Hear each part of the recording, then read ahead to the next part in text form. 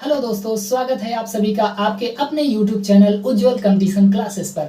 आज हम सभी लोग पढ़ने वाले हैं पॉलिटी का एक महत्वपूर्ण टॉपिक जिसका नाम है ऐतिहासिक पृष्ठभूमि। और इसके तहत हम पढ़ेंगे 1813 का एक्ट। तो 1813 का एक्ट पढ़ने से पहले आप सभी लोगों को 1773 का रेगुलेटिंग एक्ट, 1781 का एक्ट, 1784 का एक्ट और ऐसे ही कई एक्ट हैं जिन्हें आपको अच्छे से पढ़ लेना चाहिए। अगर आपने अभी तक उस वीडियो को नहीं देखा है तो डिस्क्रिप्शन में लिंक दिया गया है, जाइए और वीडियो को देखिए। तो आज हम लोग पढ़ेंगे क्या? आज हम लोग पढ़ेंगे 1813 का एक्ट। तो चलिए शुरू करते हैं इस 1813 के एक्ट को।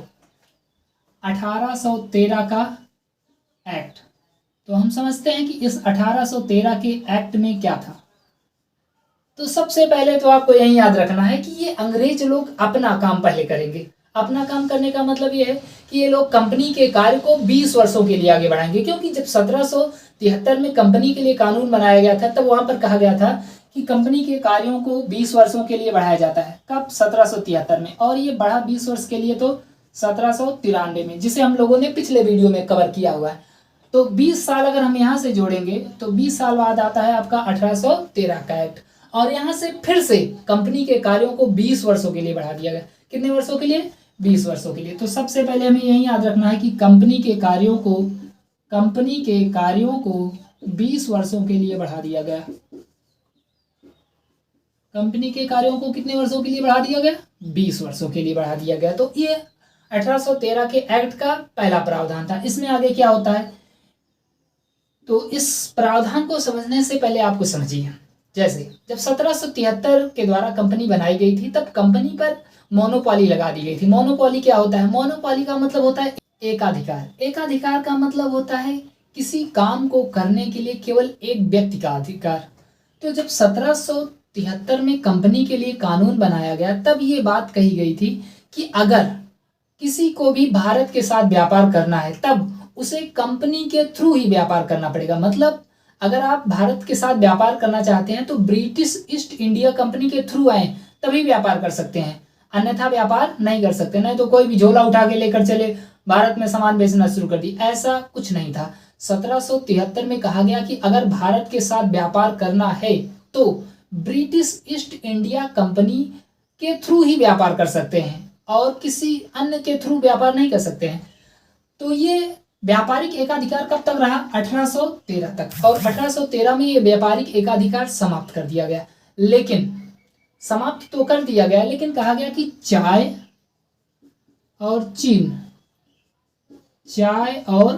चीन अगर इसका व्यापार करना, मतलब चाय बेचना या खरीदना है या चीन देश के साथ व्यापार करना है, तो आप इसे चीनी मत समझिएगा।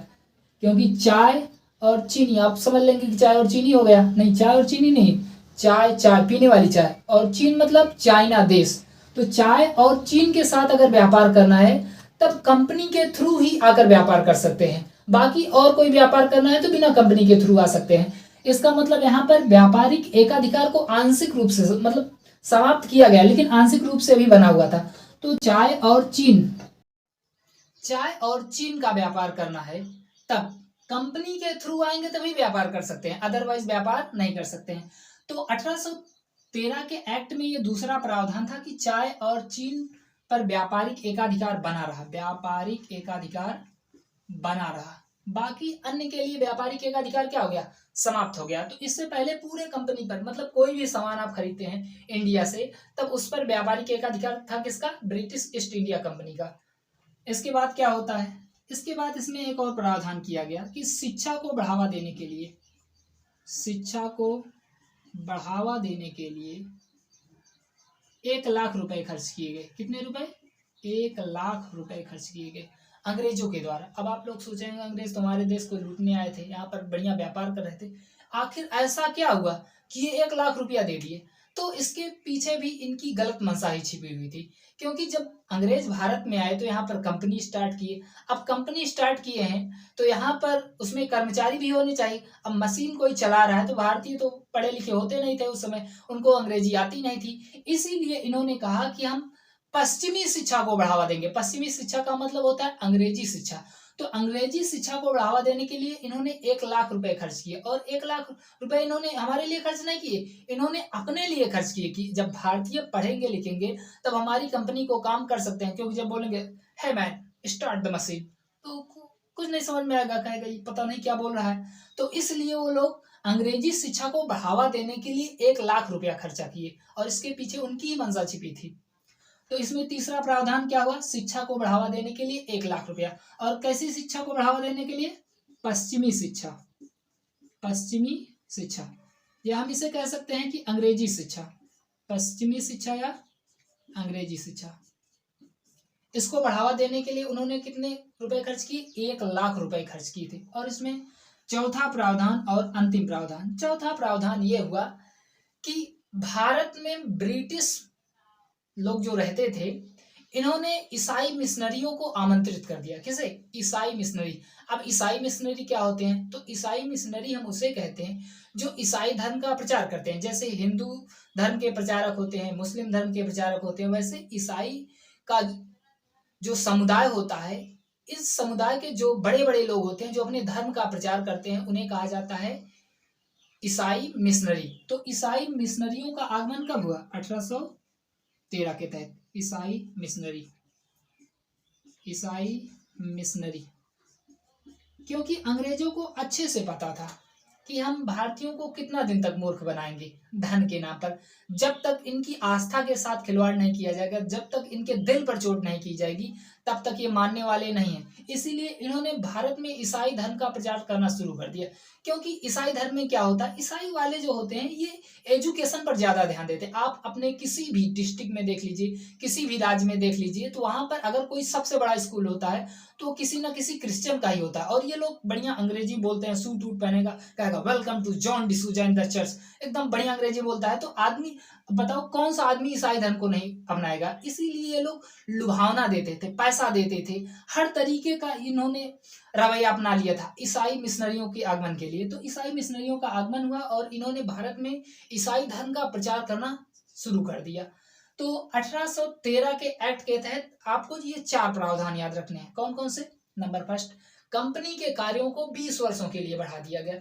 मतलब धीरे धीरे कंपनी का कार्य क्या हो रहा है, बढ़ रहा है। ये एक साथ नहीं बढ़ाएंगे, क्योंकि जैसे कोरोना देखिए, कभी 1 महीना, फिर 2 महीना, फिर 3 महीना। अगर मोदी जी आए होते और अचानक से बोल दिए होते कोरोना के लिए 2 साल का लॉकडाउन लगाया होता, तो आदमी तो एकदम भड़क जाता कि हम खाएंगे कैसे, जिएंगे कैसे, मर जाएंगे। इसलिए क्या होता था कि थोड़े थोड़े से समय के लिए बढ़ाया जाता था। यही फंडा था कि 20-20 साल के लिए बढ़ाओ। तो यहाँ पर 20-20 साल नहीं, 1-1 महीना के लिए बढ़ाया जाता था। तो 1813 के एक्ट के तहत पहला प्रावधान, कंपनी के कार्यों को 20 वर्षों के लिए बढ़ा दिया गया। दूसरा प्रावधान, चाय और चीन के साथ व्यापारिक एकाधिकार बना रहा, बाकी अन्य व्यापारिक एकाधिकार को समाप्त कर दिया गया। मतलब अब चाय बेचना है या चीन के साथ व्यापार करना है, तब आप ब्रिटिश ईस्ट इंडिया कंपनी के थ्रू आएंगे तभी व्यापार होगा, अदरवाइज व्यापार नहीं होगा। अब आप लोग सोच रहे होंगे कि चीन के साथ व्यापार करना था तो भारत से आने की क्या जरूरत है, ब्रिटिश ईस्ट इंडिया कंपनी के थ्रू आने की क्या जरूरत है। तो ऐसा था क्योंकि जो यूरोपी थे, यूरोपी डायरेक्ट भारत में नहीं आ सकते थे स्थल मार्ग से, ये जलीय मार्ग से आते थे। जलीय मार्ग से मतलब नीचे से आते थे, और यहाँ से भारत से होकर के ही इन्हें चीन जाना पड़ता था। तब चीन में व्यापार करने के लिए इन्हें एकाधिकार लगा दिया गया। कहा गया कि अगर चीन के साथ व्यापार करना चाहते हैं तो ब्रिटिश ईस्ट इंडिया कंपनी के थ्रू आएंगे तभी व्यापार होगा, अदरवाइज व्यापार नहीं कर सकते हैं। तो ये इसका दूसरा प्रावधान था। तीसरा प्रावधान, शिक्षा को बढ़ावा देने के लिए 1 लाख रुपया खर्च किया गया। किसके द्वारा, अंग्रेजों के द्वारा। और किस प्रकार की शिक्षा को बढ़ावा दिया इन्होंने, अंग्रेजी शिक्षा। अंग्रेजी शिक्षा को हम कहते हैं वेस्टर्न कल्चर या पश्चिमी शिक्षा को। और इसमें चौथा प्रावधान आपको याद रखना है कि भारत में ईसाई मिशनरियों का आगमन हुआ 1813 के एक्ट के द्वारा। तो आज हम लोगों ने पढ़ा 1813 का कंप्लीट एक्ट। तो इसके बाद हम लोग अगले एक्ट को पढ़ेंगे। और अगर आपको वीडियो अच्छा लगता है तो वीडियो को लाइक कीजिए, चैनल को सब्सक्राइब कीजिए। जय हिंद, जय भारत।